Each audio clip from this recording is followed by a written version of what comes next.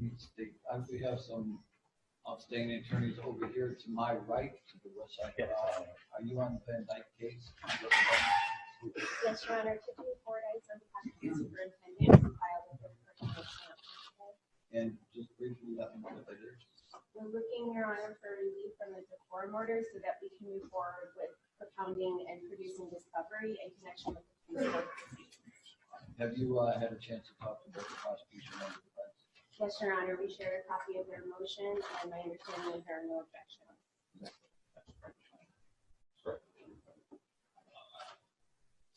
All right, have you, let's see, I would prefer to put this on a separate sheet. Yeah, just page 1. All right, do you have a proposed order? Yes, Your Honor.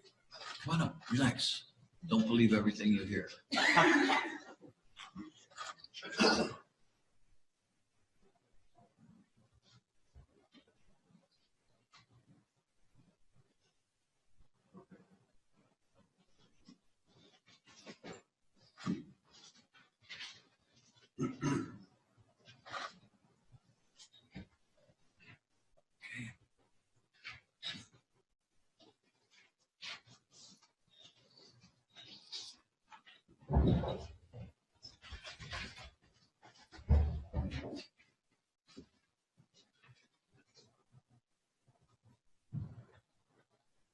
I know the city of Chicago is advanced, but do you guys ever use carbon paper anymore?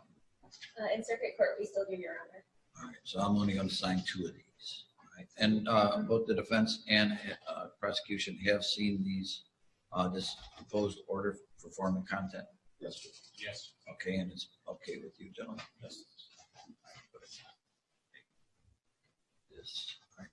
Then your motion is sustained. Thank you. Thank you. And then Tony will stamp it and everything else like that. And you can. All right. Why don't the attorneys in the Van Dyke case have seats at council table?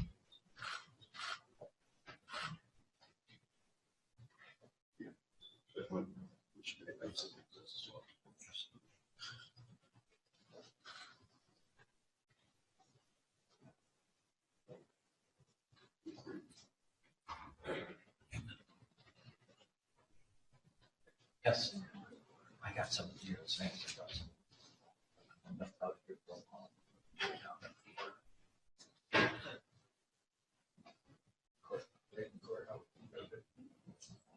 Calling Jason Van Dyke.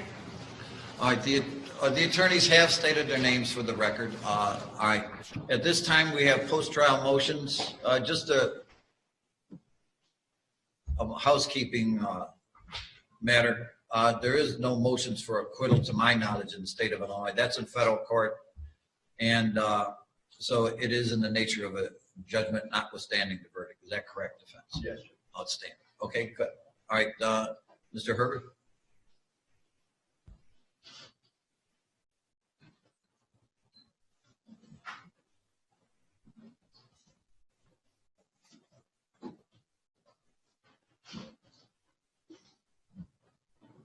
I'm sorry, hold on just 1 minute.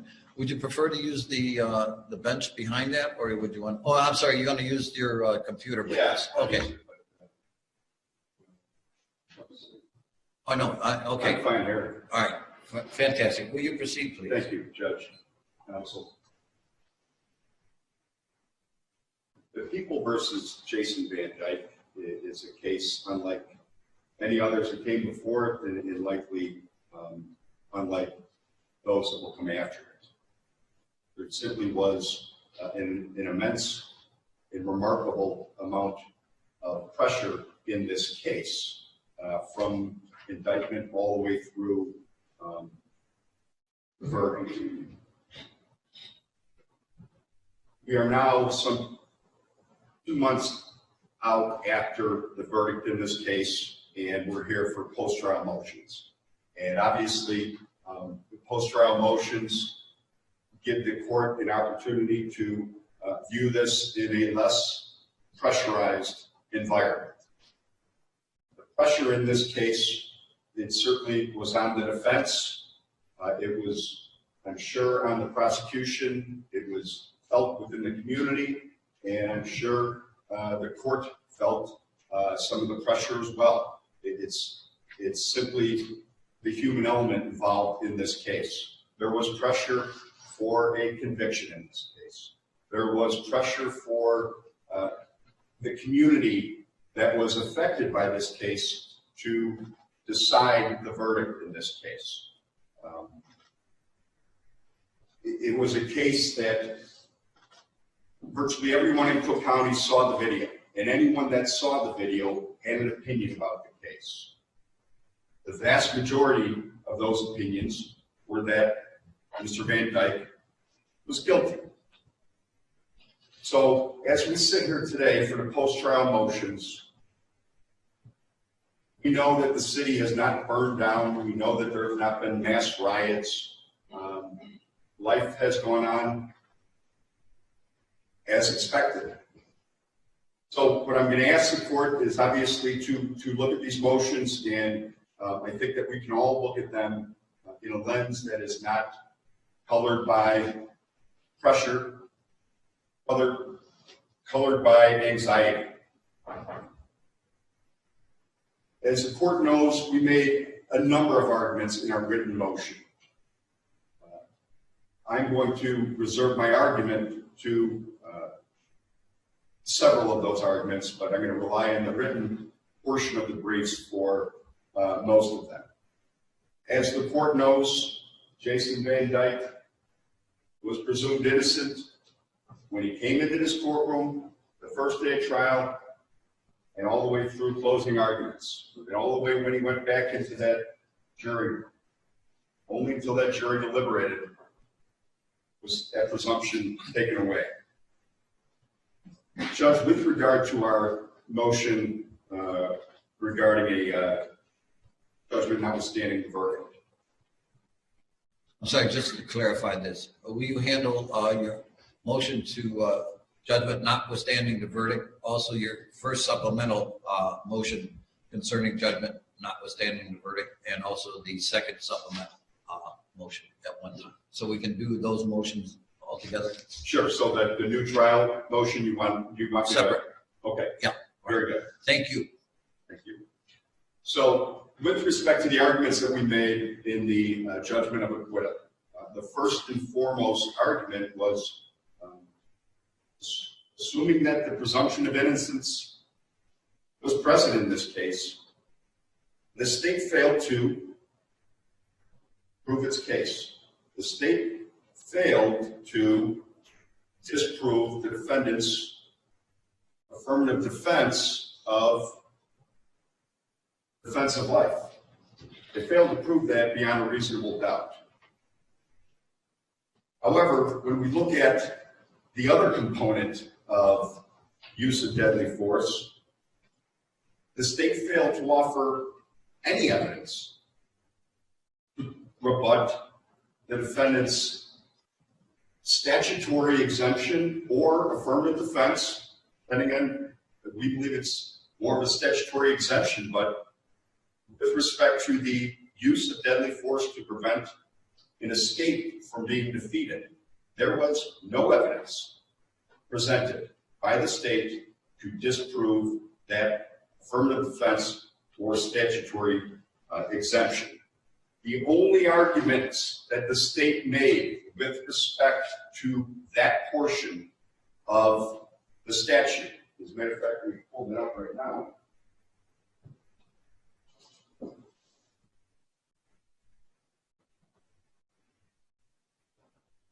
As the court knows, when we talk about affirmative defenses, statutory exemptions, we talked about the Illinois state law that referred to police officers' authorization to use force when making an arrest.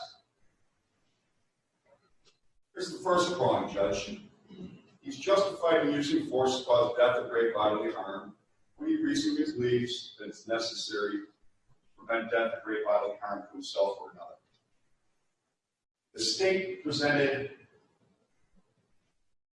a lot of argument concerning this prong. The trial concerned this prong of the statute. It dominated the trial, not only by defense calling witnesses and presenting evidence, but by the state. And I'm going to argue this portion after I go to the second portion. And that's when we focus on that or, is as you see in the motions and as you see in the way the trial came out, the state tried to blur the lines of that or. And it's important to recognize this. This is separate from defensive life. To present the arrest and being defeated by resistance or escape, and the person to be arrested has committed or attempted a forcible felony involving infliction or threat of infliction of great bodily harm, or they're attempting to escape by use of a deadly weapon. Or the third indication indicates that he will endanger human life or inflict great bodily harm unless arrested without delay. Judge, what the state argued with respect to the fleeing felon, there was no argument or no evidence that Laquan McDonald was not fleeing a lawful arrest.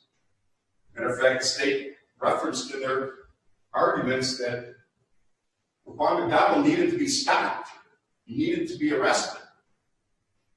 There was no argument that the knife was not a deadly weapon. There was no argument that Laquan McDonald had committed a forcible felony involving the threat of great bodily harm. The only argument that the state made with respect to this prong of the statute was the reasonable and necessary language that is included in here. However, and I think this is the important point, Judge, the defense agrees that police officers are not allowed to just shoot somebody because they're fleeing an arrest. It has to be reasonable and necessary. We understand that. But what the state argued or kind of misunderstood this statute, and I think the jury was influenced by that, that the reasonable and necessary doesn't go towards fear for Jason Van Dyke's life. The state tried to make that reasonable and necessary go back to that first prong. The reasonable and necessary as it pertains to the fleeing felon is strictly limited to, was it reasonable and necessary to effect this arrest, not to protect himself from great bodily harm. And I think the jury was confused on that. Another confusion is the discussion of like 16 shots. The state made a big argument about, well, yes, the law allows a police officer to use force to prevent an arrest from being defeated. However, the law does not allow them to kill an individual that's fleeing a lawful arrest. We agree. There was a lot of discussion about the 16 bullets, Judge, the 16 shots. I would say that, Judge, that is it's a distraction in this case, and if the first shot was justified, it can't be murder. If the decision to shoot was justified, it's not a crime, Judge. And that's what we have here. And I'm going to talk more about that when I get into the inconsistent verdicts and the other arguments in this case. The only argument that the state makes, or I should say the only evidence that the state attempted to put in to prove that Jason Van Dyke's decision to shoot to stop the arrest from being defeated was, well, the other police officers, they didn't fire. But Judge, that has nothing to do with Jason Van Dyke's reasonableness and necessary aspect of his decision to use deadly force.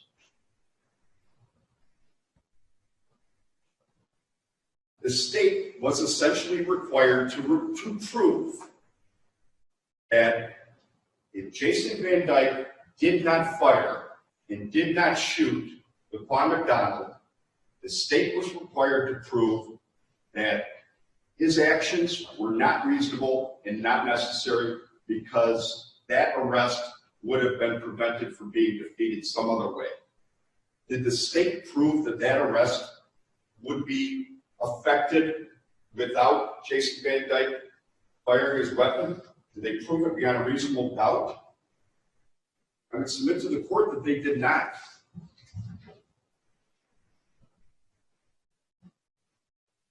There was no evidence that Jason Van Dyke's shooting of Laquan McDonald that stopped him from fleeing this arrest. There's no evidence that but not for him doing that, he would have been arrested. There was discussion and argument by the state that, well, there was 9 police officers that were coming on the scene. There was a taser that was coming on the scene. They could have surrounded him. Judge, the evidence that the state tried to use to prove beyond a reasonable doubt that the actions were not reasonable and necessary were based 100% on speculation and hindsight. Jason Van Dyke did not know how many people were coming to the scene. The state wants us to believe that we should be listening to this radio and listen to every person that's coming on and know that there's a taser coming. And that's another portion of the argument that we said the state misled the jury on that. There was no, despite what the jurors thought, despite what was argued, there was no indication that a taser car was mere seconds away after Jason Van Dyke shot. It simply isn't true. Yet it was argued, yet it was a critical point for the jury. But the fact of the matter is, the state bears the burden to prove beyond a reasonable doubt that Laquan McDonald would have been arrested regardless, seconds later. Well, there was no evidence presented that this taser would have stopped Laquan McDonald. There's no evidence that the 9 police officers that came could have cordoned and surrounded Laquan McDonald. There was no evidence that that would have been effective. In fact, the evidence showed the opposite. Every time Laquan McDonald was surrounded or confronted, he attacked. But for that knife, police officers would have easily arrested him. The state was required to prove that police could have simply come in and arrested him. Well, if that were to be the case, then the state would have to prove that Laquan McDonald would have dropped that knife at some point. Because as long as Laquan McDonald had that knife in his hand, the evidence shows that there is not a single police officer that is going to go up to him and approach him and place him under arrest. The evidence didn't prove it, Judge.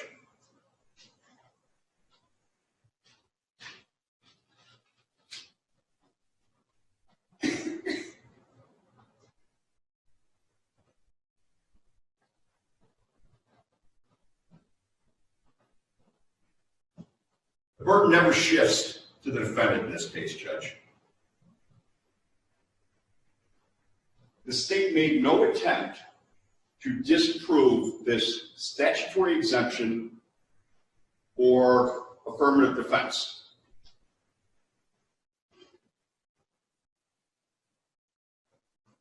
Evidence is legally insufficient to establish guilt. The case has to be reversed. If the guilty verdict is contrary to the weight of the evidence, the case has to be reversed. And that's what we have here today, Judge. And there is a case, believe we cited it in a brief, that really is right on point, and it talks about that burden shift. And it was People versus Williams, 28 Illap 3rd, 67. And that's where the court said the state made no attempt to disprove the defendant's affirmative defense in that case. It was a case in which an individual was charged with carrying a loaded weapon. What the evidence showed at trial was that the individual was a security guard, and that the security guard statute allowed for a security guard to carry a weapon to and from work. The evidence established that this individual was going to or from work, whichever, but the state never addressed it. The court ruled that the case has to be reversed because there is an exception here that was not argued, was not proven beyond a reasonable doubt, and certainly should be reversed. Same factual similar pattern in the Seventh Circuit in United States versus Morales, Morales, 910 F. 2nd, 467. In that case, and I believe it was Justice Posner, but he talked about, well, it's important to hold the state to its burden and make sure that they prove this case beyond a reasonable doubt. They disproved the affirmative defense beyond a reasonable doubt. And the court said, especially when we're talking about a serious crime, such as murder, there has to be a confident conclusion that proof beyond a reasonable doubt is met. Didn't happen in this case, Judge. Now we'll move on to the defense of life. We've talked about how the state was unable to disprove the defendant's use of force is affirmative defense regarding a fleeing felon. So that alone should be enough. Did they disprove, beyond a reasonable doubt, defendant's reasonable belief that he needed to use force?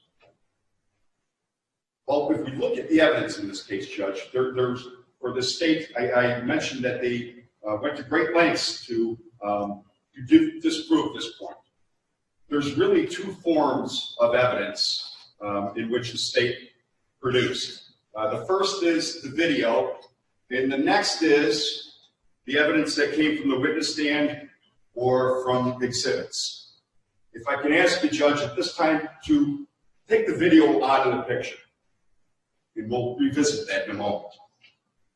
Let's look at the evidence that came from a source other than the video. There was no evidence that a police officer could not shoot an individual armed with a knife. There was no evidence that the knife was not a deadly weapon in this case. There was no evidence that Laquan McDonald did not possess the ability to attack Jason Van Dyke before Jason Van Dyke prevented it. There was no evidence that police department training indicated that shooting at an individual in the same situation violated training. There was no evidence and no testimony that Jason Van Dyke could not possibly have believed that he was in fear for his life when he fired his weapon. The state didn't prove it, Judge. The state was required to prove, and they made a big point of this, but the state was required to prove that Laquan McDonald was not advancing towards Jason Van Dyke. Because if Laquan McDonald was advancing towards Jason Van Dyke and got to within a distance of, let's say, 12 to 13 feet, then all the evidence shows that it would be reasonable to use deadly force in that situation. The state did not prove that Laquan McDonald was advancing towards him. Let's look at the evidence that the state presented to prove beyond a reasonable doubt that Jason Van Dyke's decision to use deadly force was improper. Proof to reach beyond a reasonable doubt. Their witness, Officer Walsh, does he give them proof beyond a reasonable doubt? The Von McDonald's right shoulder and right hand came up in front of his shoulder length, in front of him shoulder length. His right shoulder proceeds in our direction. He turns and looks directly in our direction. State was required to prove that Laquan McDonald was not advancing towards Jason Van Dyke and in no way indicated that he was capable of attacking Jason Van Dyke. This witness says the exact opposite.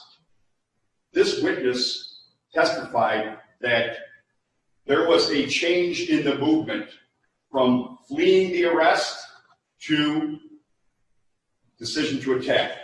Turned, knife, look right at it.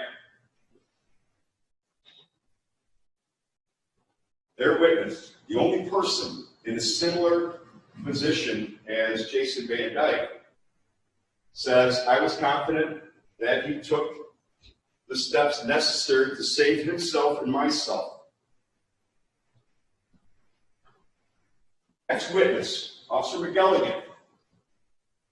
They made a big point. Well, obviously Van Dyke's actions were not reasonable because Officer McGilligan didn't fire. Does it prove beyond a reasonable doubt? No. McGilligan didn't shoot Laquan McDonald because McDonald was walking away from him. You can't shoot Laquan back. If McDonald, and this was asked, and this is the evidence, put on the state's case. So he's talking about a situation that's completely different from Van Dyke. How about if he turned? How about if he turned towards McGilligan? Well, that would have been different. Well, that's what the evidence showed, is that McDonald turned towards Van Dyke. McGilligan tells him to drop the knife 30 times. And then we get to the only witness that the state called. No police officer got out there and said, Jason Van Dyke really screwed up. He shouldn't have shot. Nobody did. The only witness, and there's reasons, obviously, opinion testimony, but the state called an expert to prove beyond a reasonable doubt that Jason Van Dyke's decision to shoot was not reasonable. Did they do it? Did Mr. Yuri Patrick, did he do that? Yuri Patrick's opinion, at best, before it was impeached, was that the situation was not imminent between Laquan McDonald and Jason Van Dyke.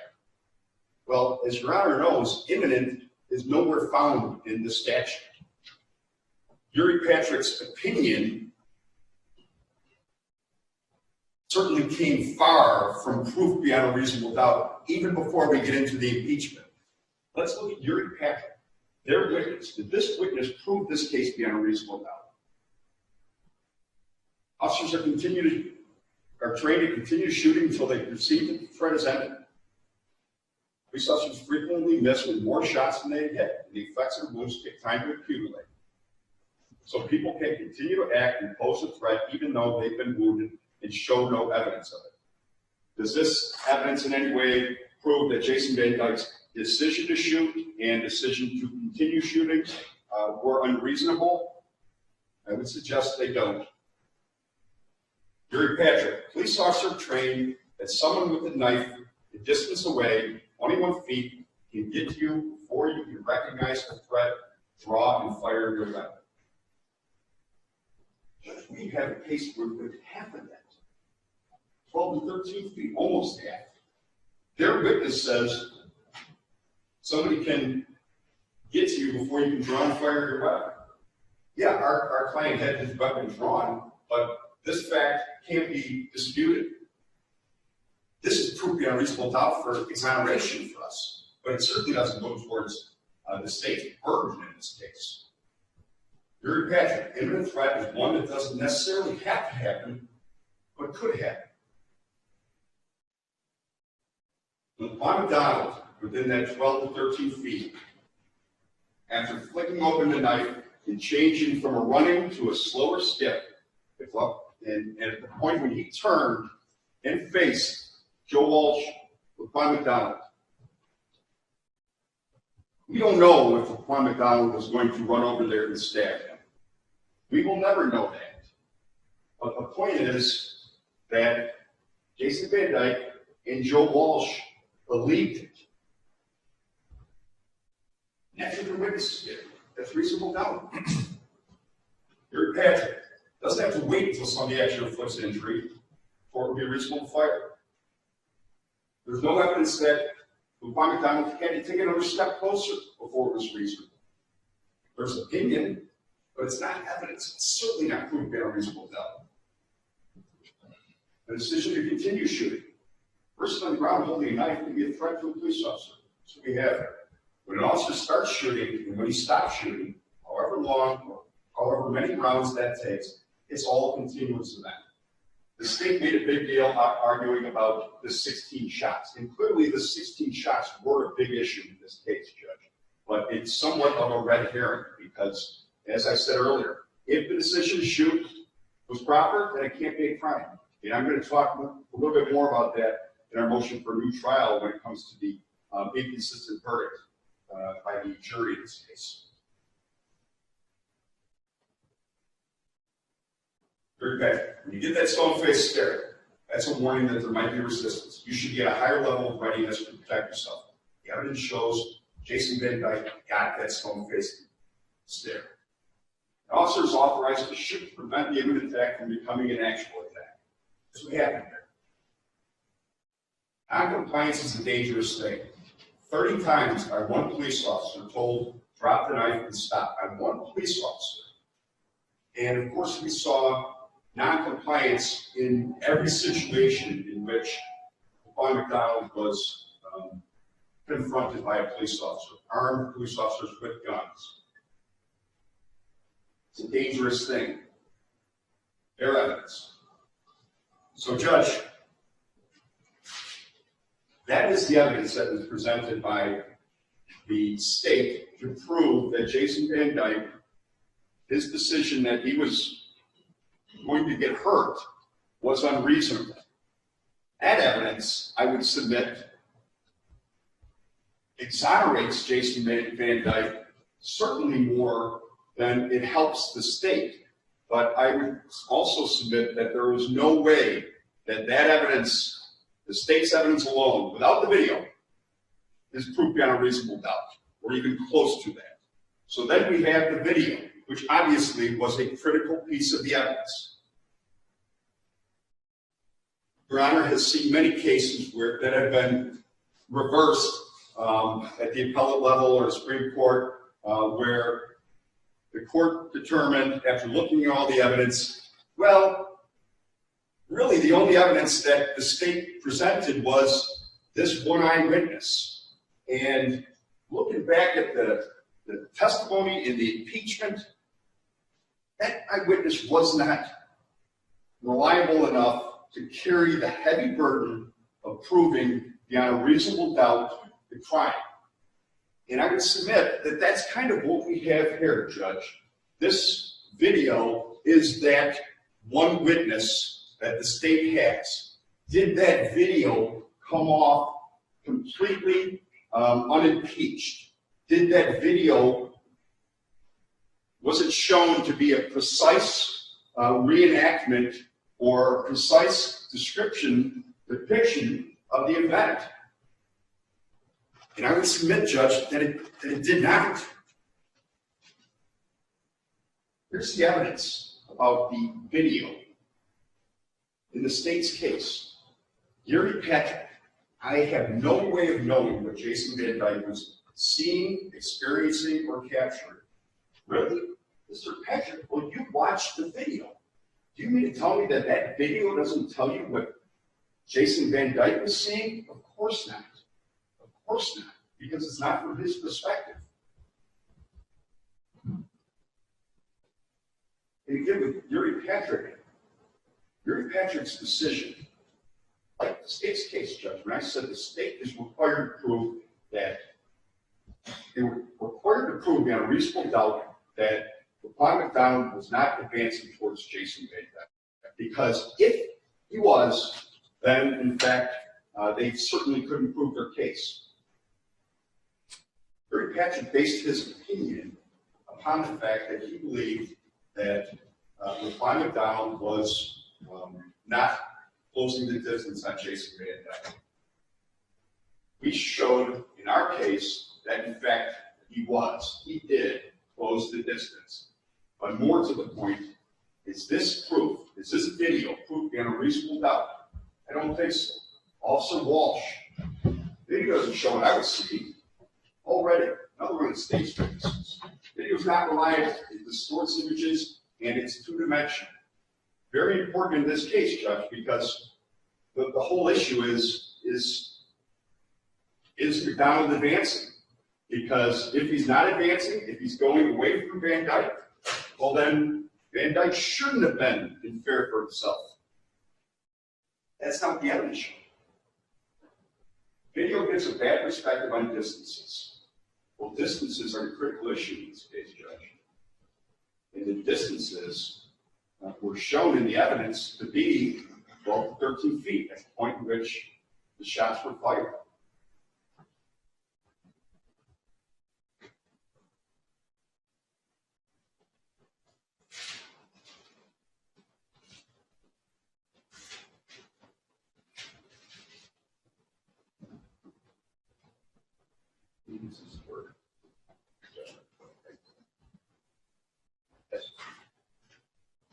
All right, Mr. Herbert, I'm going to give you a little extra time, but you manage it, all right? Okay. Judge, now I'm going to another portion of our judgment of acquittal, and that is the inconsistent verdict, Judge. Legally inconsistent verdicts occur when the central elements of each crime were found to exist and to not exist in a situation with the same set of facts. That's People versus Price, 221, Bill 2nd, 182. When the same element is present in both crimes, there can't be different verdicts. Judge, I would submit in this case, we have more than that. We have much stronger evidence than an element. In this case, as the court well knows, Jason Van Dyke was found guilty of second-degree murder. The only way that the jury could get to second-degree murder was to find that Jason Van Dyke committed first-degree murder. The jury rendered a not guilty verdict on the count of official misconduct. The official misconduct charge. Mr. Herbert, will you excuse me for one moment? Sure. I gotta get kids.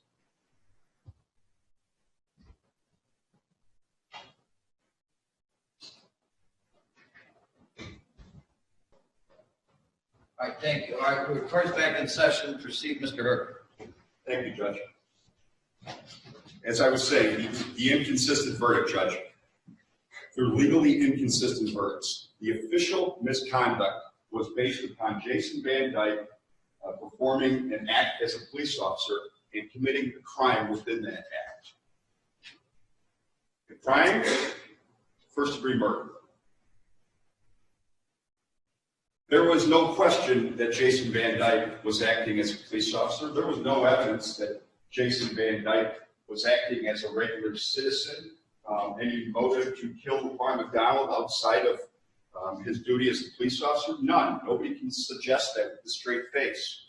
So the jury found him not guilty of committing first-degree murder with respect to the official misconduct.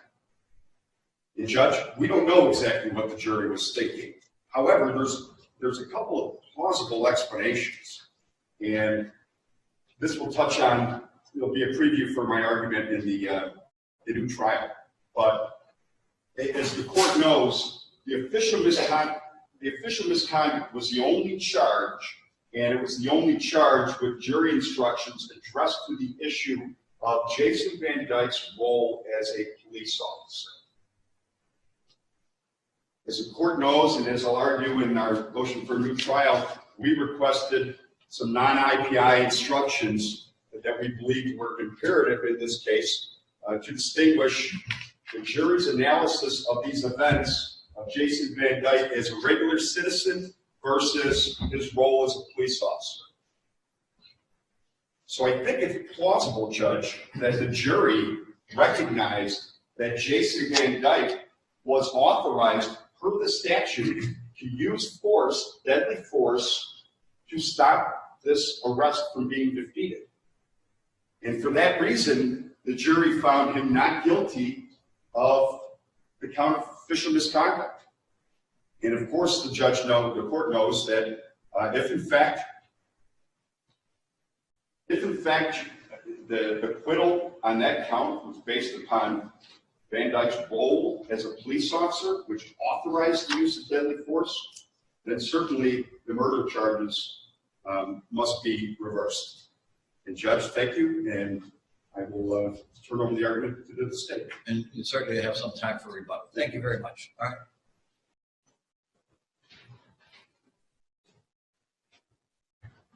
Thank you, Judge. Also, Judge, what I'd like to do is just address that issue of the inconsistent verdicts right off the bat.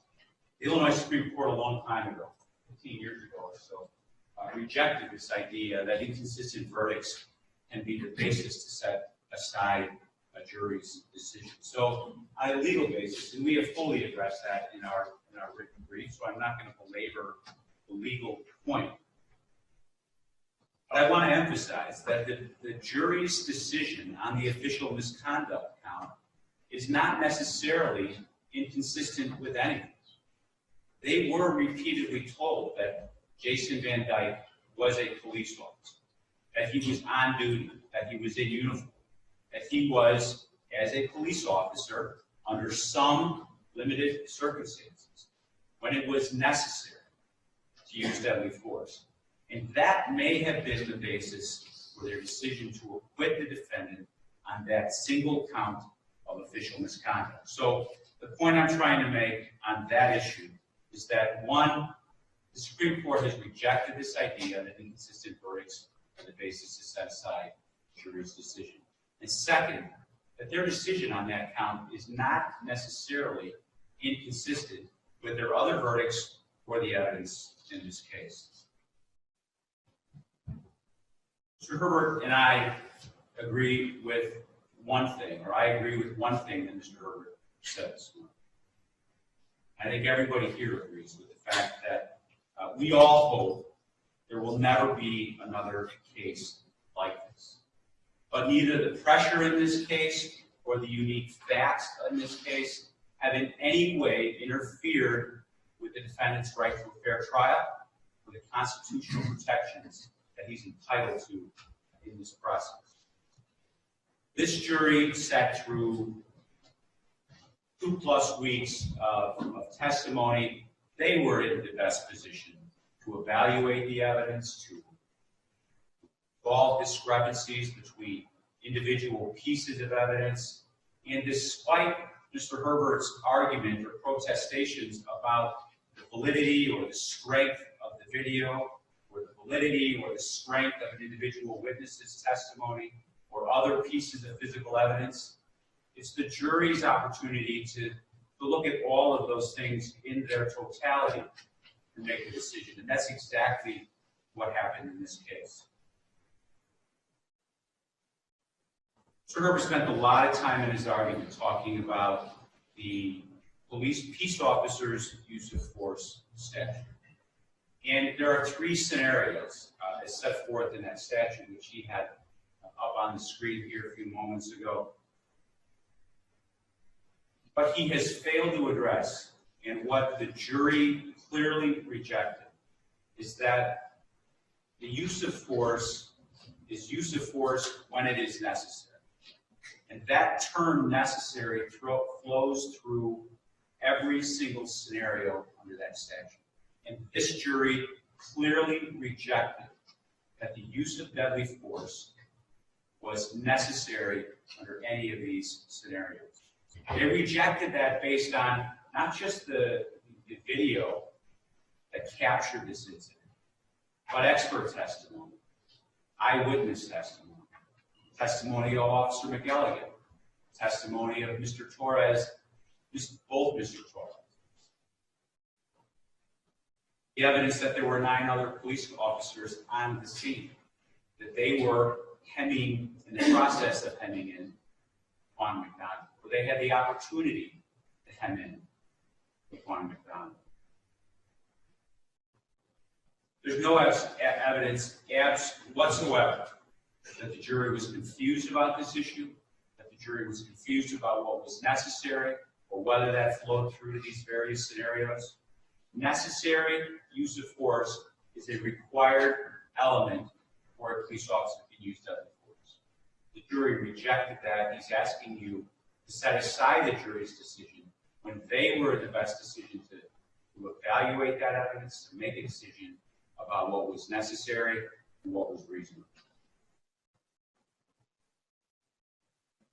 The only basis to grant or sustain a defendant's motion for judgment notwithstanding the verdict is when the evidence is insufficient to prove beyond a reasonable doubt.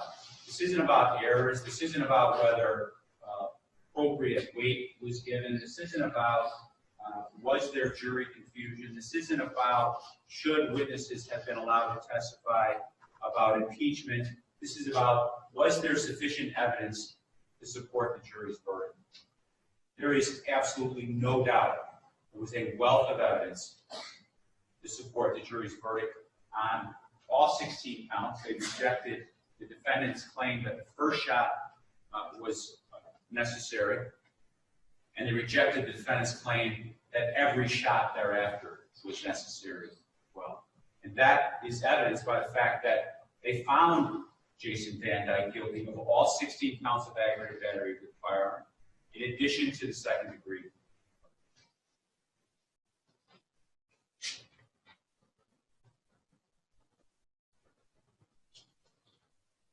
Mr. Herr talked about the kind of the distance between Laquan McDonald, and I think the point that he was trying to make was that Laquan McDonald was so close to Jason Van Dyke.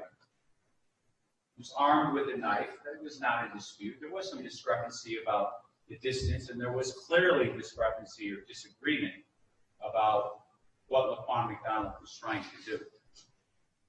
Mr. Van Dyke wanted this jury to believe that Laquan McDonald was advancing on him and was about to attack him, and that because he was within this 21-foot distance,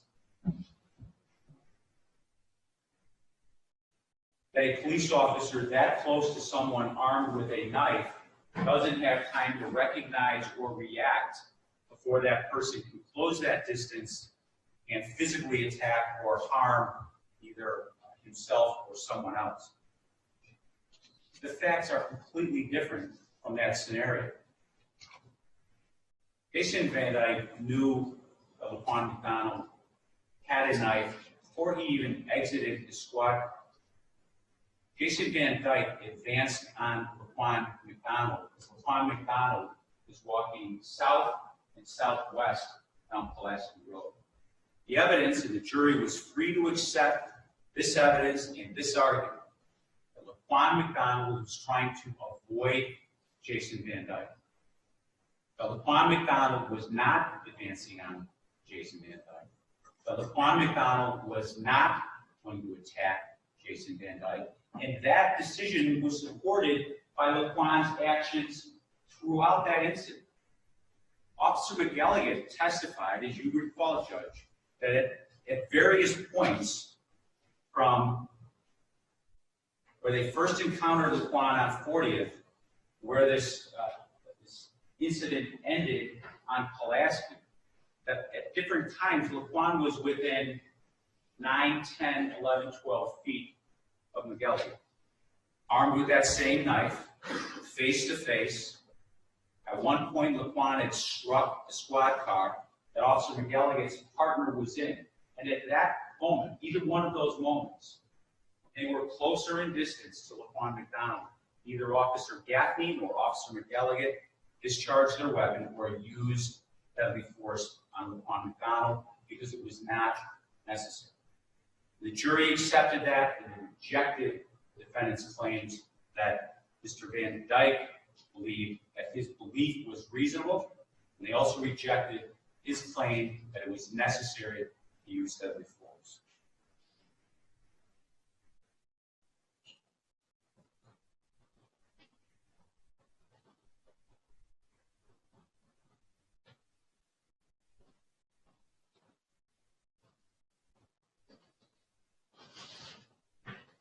I'm going to close with this, Judge. No police officer was called to testify that Jason Van Dyke should not have shot Laquan McDonald or that his actions were not necessary, because it's not the police officer's position to tell this jury what was necessary, what was reasonable. I was the jury. We called police officer witnesses that testified about facts. We called citizens who testified about facts. We presented the video to the jury so that they could observe the actions of both Laquan McDonald, the actions of every other police officer on that scene, and the actions of Jason Van Dyke. We called expert witnesses that were able to testify about reasonable steps, other options that were available to this defendant that he chose to ignore and instead repeatedly fired his weapon into the body of Laquan McDonald. It's not the police officer's opinions or their decision about whether their co-workers' actions were reasonable and necessary. It was this jury. The jury weighed the evidence. They considered the testimony of all the witnesses. Clearly, not just the witnesses that we called, not just the fact witnesses, not just the expert witnesses, not just the video, but they had the benefit of the totality of all of that evidence. They reached a decision. That decision is supported by the evidence. I'm asking you to respect that verdict and deny the defendant's motion. Mr. Herbert. Thank you.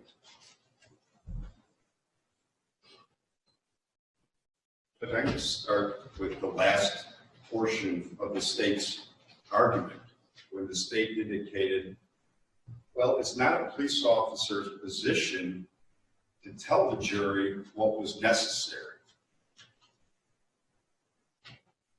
That's why they didn't call witnesses, apparently, to testify that it wasn't necessary. Yet, it's ironic that the state wanted and explained to the jury in explicit detail that you can judge Jason Van Dyke's actions as being unreasonable based upon the actions of these other police officers. It can't have it both ways.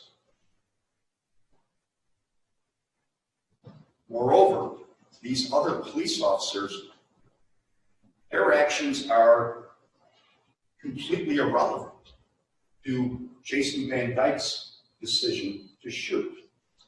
Jason Van Dyke was charged with first-degree murder for his actions where he was against Laquan McDonald, where he was, not at 40th and Keeler or wherever this incident started. So those points are irrelevant.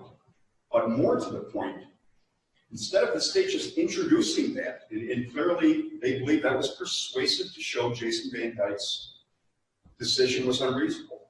Judge, if we look at it from the burden, the state was required to prove that those other officers that did not fire, that those situations were relevant to their analysis, the jury's analysis with respect to Jason Van Dyke, that those situations are proper, comparable events that the jury can look at and use to make its decision. They're not, and the state did not meet a burden with respect to that.